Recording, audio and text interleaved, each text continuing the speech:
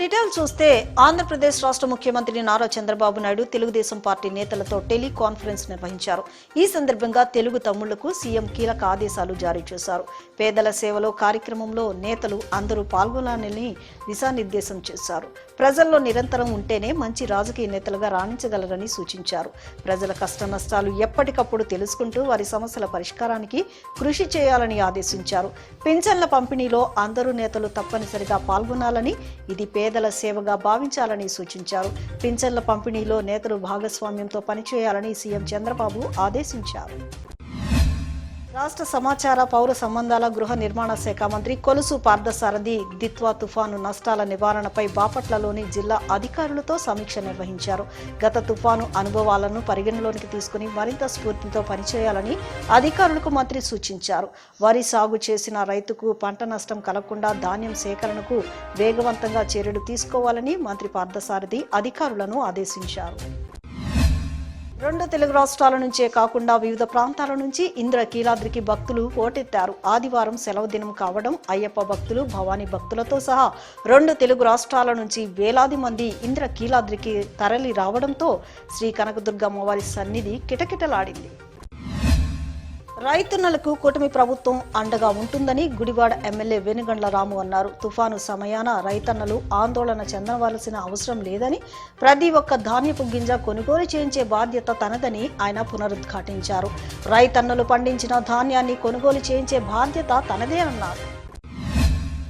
నియోజకవర్గంలో 6 కోట్ల రూపాయలతో చేపట్టిన మైలవరం నుంచి వెల్వడం, చంద్రాల గ్రామం వరకు బ్లాక్ టాప్ తారు రహదారి అభివృద్ధి పనులు నాణ్యతతో జరుగుతున్నాయని మైలవరం ఎమ్మెల్యే వసంత కృష్ణ ప్రసాద్ తెలిపారు. అత్యంత ప్రధానమైన ఈ బీటీ రహదారి అభివృద్ధికి తొలి ప్రాధాన్యతనిచ్చామని ఆయన చెప్పారు. దేశంలో ప్రజా ఉద్యమాలను బలోపేతం చేయడంతో పాటు సిపిఐ పార్టీ 100 సంవత్సరాల వేడుకలను ఈ జనవరి 18వ తేదీన ఖమ్మంలో భారీ బహిరంగ సభ, భారీ రెడ్ వాలంటరీ కవాతు కార్యక్రమాన్ని నిర్వహిస్తున్నామని సిపిఐ జాతీయ కార్యదర్శి రామకృష్ణ, రాష్ట్ర కార్యదర్శి ఈశ్వరయ్య చెప్పారు. కేంద్ర రాష్ట్ర ప్రభుత్వాలు అనుసరిస్తున్న ప్రజా వ్యతిరేక విధానాలపై కార్యాచరణ సిద్ధం చేస్తున్నట్లు పేర్కొన్నారు.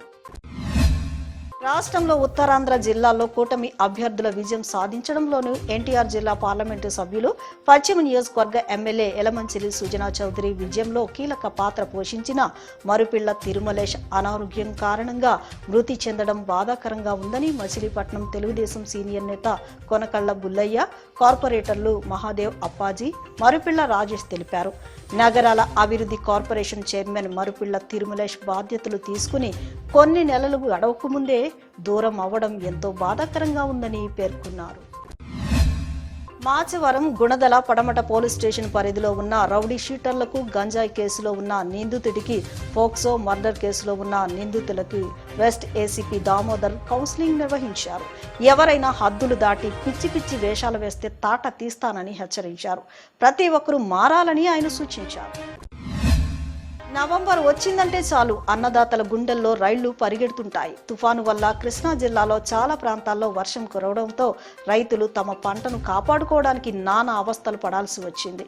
ఇప్పటికే అమ్మకానికి సిద్ధంగా ఉన్న దాన్ని రవాణా వాహనాలు లేకపోవడంతో కొంతమంది రైతులు సొంతంగా వాహనాలను ఏర్పాటు చేసుకుని తమ ధాన్యాన్ని తరలించుకుపోయే పనిలో ఉండగా, మరికొంతమంది రైతులు తమ వద్ద ఉన్న ధాన్యాన్ని టార్పలిన్లతో కప్పి భద్రపరుచుకుంటారు.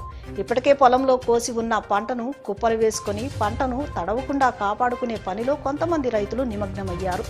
కళ్ళాల్లో, పొలాల్లో ఎక్కడ చూసినా రైతులు పండించిన పంటను, అమ్మకానికి సిద్ధంగా ఉన్న ధాన్యాన్ని భద్రపరిచే పనిలోనే మచిలీపట్నం అన్నదాతలు తమ పంటను కాపాడుకునే పనిలోనే ఉన్నారు.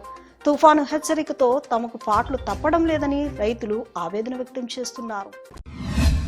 గుడివాడ ఎన్టీఆర్ స్టేడియం కమిటీ మరియు ఇండియన్ మెడికల్ అసోసియేషన్ ఆధ్వర్యంలో డ్రగ్స్ వద్దు బ్రో, సైకిల్ తొక్కు బ్రో నినాదంతో గుడివాడ సైక్లోథాన్ 2025 సైకిల్ ర్యాలీ గుడివాడలో సందడి వాతావరణంలో జరిగింది. ర్యాలీలో వేలాదిగా పాల్గొన్న విద్యార్థులు యువతతో కలిసి Eagle team IG RK Ravikrishna, Gudivada MLA Venigandla Ramu దంపతులు, ఎస్పీ విద్యాసాగర్ నాయుడు, పలు అధికారులు, ప్రముఖులు సైకిల్ తొక్కుతూ ఉత్సాహంగా పాల్గొన్నారు.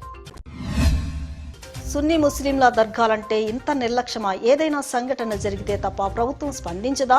అధికారులకు మైనారిటీలంటే చులకన? ఆంధ్రప్రదేశ్ రాష్ట్ర అహాలే సున్నత్ జమాత్ కన్వీనర్ ఆల్తాఫ్ బాబా తెలిపారు. పవిత్రమైన దర్గా చుట్టూ ఉన్న పరిసర ప్రాంతాలను పరిశుభ్రంగా ఉంచవలసిన బాధ్యత అధికారులపై ఉందని ఆయన అన్నారు. పేదవారికి సహాయ సహకారాలు అందించడమే ఇన్నర్ వీల్ క్లబ్ ముఖ్య ఉద్దేశమని inner wheel club association president Jyothi Mahipal district chairperson Arunasri వెల్లడించారు. ఇన్నర్ వీల్ క్లబ్ ఆధ్వర్యంలో జాతీయ స్థాయిలో సామాజిక సేవ కార్యక్రమాలు పెద్ద ఎత్తున నిర్వహిస్తున్నట్లు స్పష్టం చేశారు. గంజాయి మాఫియా చేతిలో హత్య గావించబడిన యువజన నాయకుడు, ప్రజా కళాకారుడు పెంచలయ్యను హత్య చేసిన నిందితులను కఠినంగా శిక్షించాలని డివైఎఫ్ఐ రాష్ట్ర కార్యదర్శి జి రామన్న డిమాండ్ చేశారు. యువత మంచి సమాజాన్ని నిర్మించేందుకు కృషి చేయాలని ఆయన పిలుపునిచ్చారు.